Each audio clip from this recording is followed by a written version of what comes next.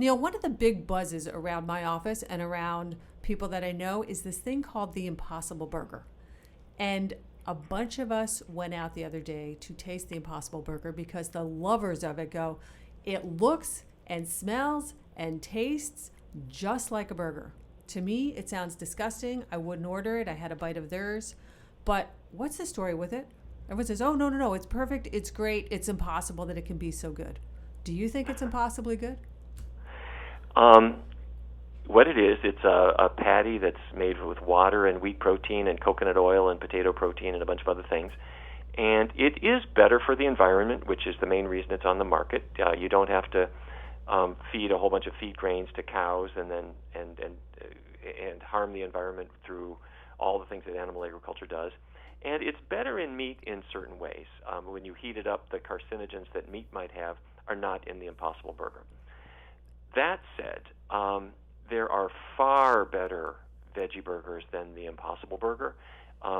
If you have an Impossible Burger, it's got about 53% of its calories come from fat. 41% of its calories specifically come from saturated fat.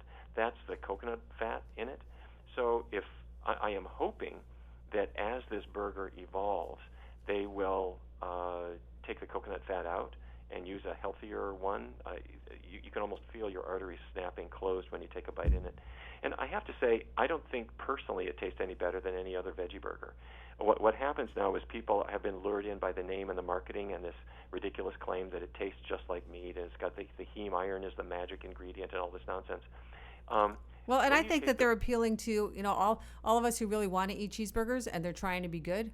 So that, you said that the reason they're doing it is for the environment. I would say they're doing it because of gluttony, because people really want to be eating their cheeseburgers and they're pretending that they're better.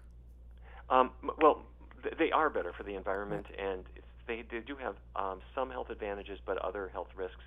And if you are looking for a vegan burger, what you're tasting in a burger, whether you buy it at McDonald's or whether it's a veggie burger, you're tasting the ketchup and the pickle and it's kind of that grilling flavor with it. And to my taste, the Impossible Burger doesn't taste any better than any other veggie burger, but it's got way better marketing. So if you go to the store, there are many brands of vegan burgers. I would read the labels, and I would have the ones that are lower in fat than the Impossible Burger. Now having said that, if the product really does get people to eat it instead of a beef burger or a chicken patty, that's a step in the right direction, and that's a good thing. But the idea that a person is going to stay there it's not good, because to tell you the truth, this product wipes out the health benefits of a vegan diet. So in general, like you and I were talking before, you mentioned that you had some vegan sausage for breakfast. In general, I avoid what I'll call fake foods. That if it's not the way that God grew it, I don't have like reformulated versions of sausage. Either I eat the whole disgusting what they do to make a sausage, which I don't, or I skip it. So, but you seem to be, I'll call it, okay with recompiled versions of food. Sure. Well, first of all, these transition foods have an enormous benefit for people who are making that transition, and that's a really good thing there. But if you're having ground up soybeans mixed with water that you put on a nonstick pan and you put it on your plate, there's nothing wrong with that whatsoever. Now, is it ground up, and does that mean it's processed? Sure. In the same way as spaghetti comes from wheat that's been processed. So that's not bad. My gripe with the Impossible Burger is they mix it up with coconut oil. And my own view is that coconut oil is great for shining your shoes, but you should not swallow it. But let me emphasize again: if a person is eating a beef burger or a chicken burger or a turkey burger, and they make a switch to a veggie burger, including the Impossible Burger, that's a good move. So good on them for doing that.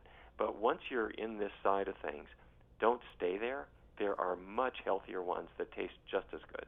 And are there any ingredients besides coconut oil that they should flag when they're reading the ingredients on these boxes that means it's filled with junk fillers versus quality fillers? Yeah. Well, you can look on the label, look at the saturated fat content. You want that to be 0 or as close to 0 as possible. And on Impossible, it's 41% of the calories come from saturated fat. That's the one that snaps your arteries closed. Now, cheese, to be fair, cheese is 70% fat, and most of that is saturated fat. So don't get me wrong, cheese is terrible, and beef and frankly chicken. Chicken is about 30% of the fat in chicken is saturated fat. So I don't want the people to think that if you're having turkey sausage or something that this is somehow healthy. It is not. So getting to plant-based foods is a really good choice. But that's not the end of your dietary search. That's the beginning of it. Once you have gotten the animal products off your plate and you're taking your health seriously, now you want to choose the healthier foods. And to be clear, those are vegetables and fruits and whole grains and beans. And don't forget your vitamin B12 because you're going to need that too for good health. But you don't need these really high-fat products. All right. Neal Barnard on the Impossible Burger. Thank you so much. My pleasure. Thank you.